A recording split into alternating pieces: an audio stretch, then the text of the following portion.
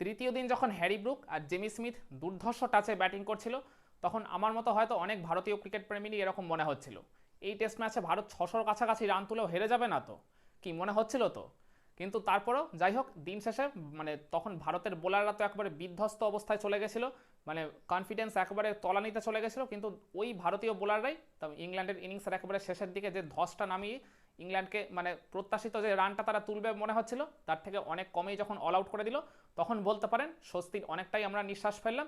আর এখন তৃতীয় দিনের খেলা শেষে ভারতে কিন্তু এই এজব্যাস্টন টেস্ট জয়ের জন্য ওভারওয়েলমিং ফেভারিট। তো ইংল্যান্ড তো এই তৃতীয় দিনের খেলাটা শুরু করেছিল 3 উইকেটে 77 ওই অবস্থায়, তখন ওই জো রুট আর হ্যারি ব্রুকের মধ্যে একটা 50+ রানের পার্টনারশিপও গড়ে উঠেছিল। দুজনেই তখন ক্রিজে অলমোস্ট সেট হয়ে গেছিলেন। এই দিন খেলা শুরু হতেই না হতেই প্রথম ওভারই আকাশদীপকে একটা চমৎকার ফ্লিক মেরে জো রুট বাউন্ডারিতে পাঠিয়েছিলেন। কিন্তু এর ঠিক ভেরি নেক্সট ওভারে, এই দিনের খেলার দ্বিতীয় ওভারেই ছন্দপতনটা ঘটলো ইংল্যান্ডের। ওই সেম ওভারেই তারা বড় 2টা উইকেট পরপর হারিয়ে ফেলে। প্রথমে জো রুটকে ফেরান ওই মোহাম্মদ সিরাজ, একটা ডাউন দ্য লেগের ডেলিভারি তিনি করেছিলেন। জো রুট ওই আর কি খোঁচা মেরে ওই ফাইন লেগ দিয়ে ক্লিয়ার করতে গেছিলেন, কিন্তু ওই আনফর্চুনেটলি সূক্ষ্ম আউটসাইডেজ হয়, ওই উইকেট কিপার ঋষভ পান্তের হাতে ক্যাচ দিয়ে তিনি আউট হয়ে যান। তো ওই 30-এর মতো রান তিনি করে গেছেন। আর এর ঠিক ভেরি নেক্সট ডেলিভারিতেই বেন স্টোকস, ইংল্যান্ডের যিনি ক্যাপ্টেন, তার উপর অনেক ভরসা এই দলের, তো মোহাম্মদ সিরাজের একটা হঠাৎ করে লাফিয়ে ওঠা বলে বা বলতে পারেন একটা শর্ট পিচ ডেলিভারি তিনি করেছিলেন, কিন্তু বলটা একটু আমার মনে হয় প্রয়োজনের তুলনায় বেশি বাউন্স করে ফেলেছিল। আর যে জায়গাটায় আর কি বুঝতে একেবারেই ভরকে গেছিলেন বেন স্টোকস, তো তিনি ওই জায়গায় ওই একটা খোঁচা মেরে বলতে গেলে তার ওই গ্লাভসের টাচ লেগেই ওই উইকেট কিপার ঋষভ পান্তের হাতে চলে যায়। তো গোল্ডেন ডাক করে তিনিও প্যাভিলিয়নে ফেরত চলে যান। 84 রানের মধ্যে ইংল্যান্ড 5টা উইকেট খুইয়ে ফেলে। তখনও তারা হিসাব মতো ভারতের থেকে 500-র উপর রানে পিছিয়ে রয়েছে। কিন্তু এই জায়গাতে আমাদের সবাইকে চমকে দিল ওই হ্যারি ব্রুক আর জেমি স্মিথের একটা ফ্যান্টাস্টিক 303 রানের পার্টনারশিপ। এই দুজন যখন ক্রিজে আসলো, পার্টিকুলারলি জেমি স্মিথের কথা বলতে হবে, তিনি যখন ওই হ্যাট্রিক বলটা ফেস করছিলেন মোহাম্মদ সিরাজের, কোনো রকম তাকে দেখে মনেই হলো না যে তিনি প্রেশারে রয়েছেন। অবলীলায় ওটাকে অফ ড্রাইভ করে বাউন্ডারিতে পাঠিয়ে দিলেন। তখনই বোঝা গেছিল যে এই হ্যারি ব্রুক ঠিক কী মেজাজে ব্যাটিং করতে চলেছেন। আর ইংল্যান্ডের এই টিম ম্যানেজমেন্ট কেন যে হ্যারি ব্রুককে খেলাচ্ছে ওই জেকব বেথেলের বদলে, সেটা এখন এই পার্টিকুলার ইনিংসটার মাধ্যমে তিনি একবারে হারে হারে সবাইকে বুঝিয়ে দিলেন। আর হ্যারি ব্রুক তো এমনিতেই তিনি অ্যাটাকিং ক্রিকেট খেলে থাকেন, তো হ্যারি ব্রুকের থেকেও জেমি স্মিথকে আরও বেশি আক্রমণাত্মক মনে হলো। তিনি মূলত ভারতের ওই পেস বোলারদের পার্টিকুলারলি মোহাম্মদ সিরাজ আর আকাশদীপ, এই দুজনই তো দারুণ ছন্দে ছিলেন। এদের আর কি লাইন লেংথ পুরোপুরি একবারে ভোঁতা করে দিলেন, শটের পর শট মেরে মেরে বা আর কি বলতে পারেন বাউন্ডারি আর ওভার বাউন্ডারি ফুলঝুরি ছটিয়ে একবারে জাস্ট ছাড়খাড় করে দিয়েছিলেন ইন্ডিয়ান বোলিং লাইন আপকে। অপরদিকে হ্যারি ব্রুকও যখন তাকে সঙ্গ দিলেন, তারপর তো আর কোনো কথাই নেই, দু প্রান্ত থেকে অ্যাটাক করে একবারে ভারতের বোলিং লাইন আপকে জাস্ট এলোমেলো করে দিয়েছিল। আমার মনে আছে প্রসিদ্ধ কৃষ্ণার ওই ব্যক্তিগত সপ্তম ওভারে তাকে ওই ওভারে 4টা বাউন্ডারি আর একটা ছক্কা মেরে 23টা রান তুলে ফেলেছিল এই জেমি স্মিথ। প্রসিদ্ধ কৃষ্ণা এমনি রান পেলেন, তার উপর আরও আর কি তাকে এদিন ইংল্যান্ডের ব্যাটিং লাইন আপের সামনে পুরোপুরি অসহায় লাগছিল। আর বাকি বোলাররাও একেবারে আর কি খেই হারিয়ে ফেলেছিল। ভারত আমার মনে আছে এদিন কিন্তু 3-3টা ক্যাচের খুব ভালো মতো চান্স ওই জায়গায় পেয়েও ওগুলোকে গ্র্যাব করতে পারেনি, না হলে এই পার্টনারশিপটা অনেক আগেই কিন্তু ভেঙে দেওয়া যেত। তার মধ্যে 2টো ক্যাচ তো একদম নিশ্চিতভাবে ধরাই যেত। ওই জায়গায় ভারতের ক্যাপ্টেন শুভমান গিল ওই ফার্স্ট স্লিপে দাঁড়িয়ে ক্যাচের একটা খুব সহজ সুযোগ ফেলে দিয়েছিলেন হ্যারি ব্রুকের। রবীন্দ্র জাডেজা তার এগেনস্ট একটা ভালো মতো চান্স ক্রিয়েট করেছিল, তখন তিনি 63 রানে বোধহয় ব্যাটিং করছিলেন। ওই ক্যাচটা যদি শুভমান গিল একটু কনসেন্ট্রেট করে ধরতে পারতেন, হ্যারি ব্রুকের ইনিংসটা তো অনেক আগেই খতম হয়ে যেত, ইংল্যান্ড এই 400-র উপর রান তুলতেও পারতো না।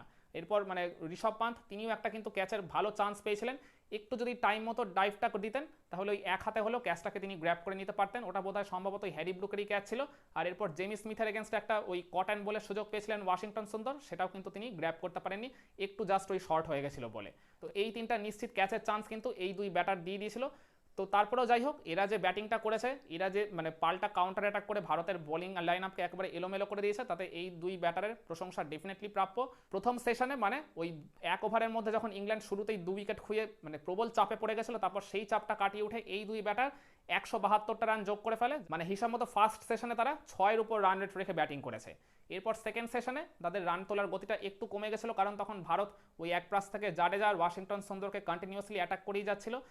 এই দুজন হয়তো উইকেট জেনারেট করতে পারেনি, কিন্তু ওই এক প্রান্ত থেকে তারা ওই রান আটকানোর কাজটা বেশ ভালো মতো করেছে বলে আমি মনে করি। একটু বেশ তখন চাপে রেখেছিল ইংল্যান্ডের ব্যাটারদের, কিন্তু তারপরেও কোনো উইকেট তারা খোয়ায়নি। 28 ওভার খেলা হয়েছিল, 106 রান তুলে ফেলেছিল সেকেন্ড সেশনে, যেখানে ইংল্যান্ডের স্কোরটা হয়ে গেছিলো 5 উইকেটে 355। তখনও আর কি ভারতের এই রানটাকে তারা খুব ভালো মতো চেস ডাউন করছিল, মনে হচ্ছিল যে আরও একটা ওরকম যদি মানে একটা সেশনে যদি 100-র উপর রান উঠে যায়, ভারতের রানের তারা কাছাকাছি চলে যেতে পারে, ইভেন লিডও হয়তো বা নিয়ে নিতে পারে অবিশ্বাস্যভাবে। কিন্তু এরপর থার্ড সেশনে যখন খেলাটা শুরু হলো, শুরুতে কিন্তু এরা যথেষ্ট আর কি সাবলীলভাবে ব্যাটিং করছিলেন। প্রথম দিকে ওই 30টার মতো রানও তুলে ফেলেছিলেন এদের দুজনের জুটিতে। ওই জায়গায় তো হ্যারি ব্রুক, জেমি স্মিথ দুজনেই সেঞ্চুরি পেয়ে গেছিলেন, দুজনেই 150-র উপর রান করে ফেলেছিলেন, চমৎকার দুটো ইনিংস খেলছিলেন। মানে জেমি স্মিথের কথা তো বলতে হবে, তিনি 43 বলে 50 পেয়েছিলেন, 80 বলে নিজের সেঞ্চুরি কমপ্লিট করেছিলেন, তাও সেটা আবার ওই প্রথম সেশনের মধ্যেই। মানে কি আক্রমণাত্মক মেজাজে ব্যাটিং করছিলেন তাহলে একবার ভেবে দেখুন। তার মানে সবসময় তিনি 100+ স্ট্রাইক রেট রেখেই ব্যাটিং করে যাচ্ছিলেন। কিন্তু এই সেকেন্ড সেশনে যেহেতু বললাম একটু আর কি তারা রানের গতিটাকে কমিয়ে ফেলেছিল, সেই কারণে তাদের আবার স্ট্রাইক রেটটা একটু ফল করে গেছিল ঠিকই। কিন্তু এরপর তৃতীয় দিনের খেলার একবারে শেষ বেলায় আকাশদীপ যখন আবার অ্যাটাকে ফিরে এলেন, মাঝের ওই একটা দীর্ঘ সময় তাকে অ্যাটাকে আনেনি ভারতের ক্যাপ্টেন শুভমান গিল, হয়তো বা তার কোনো প্রবলেমও থাকতে পারে, নিগেলও থাকতে পারে। তো যাই হোক, তিনি যখন আবার অ্যাটাকে ফিরে এলেন তখন কিন্তু আর ভারতীয় দলকে নিরাশ করেননি।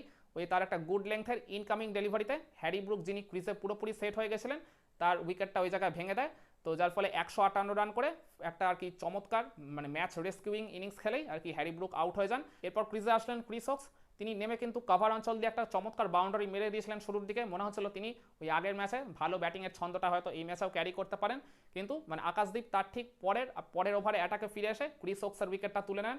একদম মানে সামনের দিকের মানে একটা লেংথ ডেলিভারি তিনি করেন, ড্রাইভ খেলার ওই জায়গায় আর কি মানে লোভ দেখান ক্রিস ওকসকে। আর তিনি ড্রাইভ করতে গিয়ে ওই ফার্স্ট স্লিপে ফিল্ডিং করা করুণ নায়ারের হাতে ক্যাচ দিয়ে সিঙ্গেল ডিজিটে আউট হয়ে যান। আর এরপর মানে ইংল্যান্ডের ইনিংসের শেষ 3টা উইকেট তুলে নেন মোহাম্মদ সিরাজ এদিন 6টা উইকেট শিকার করেছেন, আর অপরদিকে আকাশদীপও at the same time 4 wicket তুলে ইংল্যান্ডের যেখানে মনে হচ্ছিল স্কোরটা একসময় অনায়াসে 500+ হয়ে যেতেই পারে, সেখান থেকে ওই মানে লাস্ট 5টা উইকেট ভারতের এই বোলাররা তুলে নেয় মাত্র 20 রানের ভেতরে। 387 5 থেকে ইংল্যান্ড অল আউট হয়ে গেল মাত্র 407-এ। তো যার ফলে ভারত প্রথম ইনিংসে 180 রানের একটা বিশাল লিড পায়। তো এরপর দিনের একদম শেষ বেলায় ভারতের দুই ওপেনার KL রাহুল আর যশস্বী জয়সওয়াল তাদের খেলাটা শুরু করলো।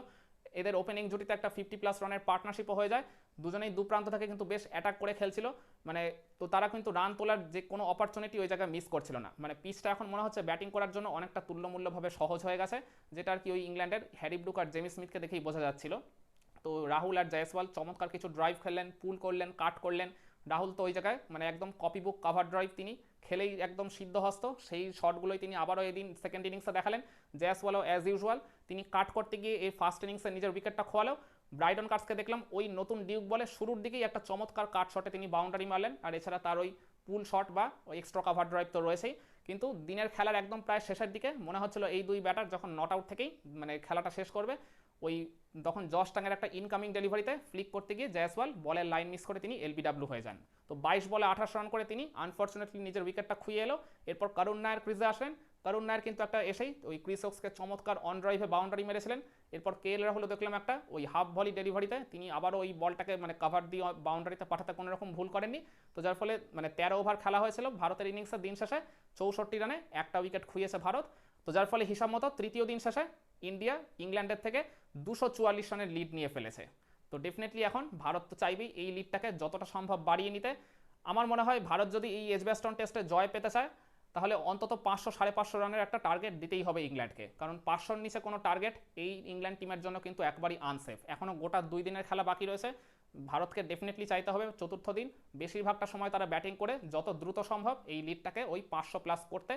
তবেই আমি মনে করি ম্যাচ জয়ের জন্য ডেফিনেটলি টিম ইন্ডিয়াই ওভারওয়েলমিং ফেভারিট হয়ে যাবে। এই মুহূর্তে তারা ফেভারিট অবস্থানই রয়েছে, কিন্তু মানে ব্যাটারদের কাজটা কিন্তু এখনও কমপ্লিট হয়নি। ব্যাটারদেরই ডেফিনেটলি এই লিডটাকে ওই 500-র উপর নিয়ে যেতেই হবে। কি মনে করেন সেকেন্ড ইনিংসে ভারতের ব্যাটাররা কত রান তুলে ইংল্যান্ডকে লাস্ট ইনিংসে ঠিক কত রানের টার্গেট দিতে পারে? কমেন্ট করে আপনার মতামতটা জানাতে পারেন।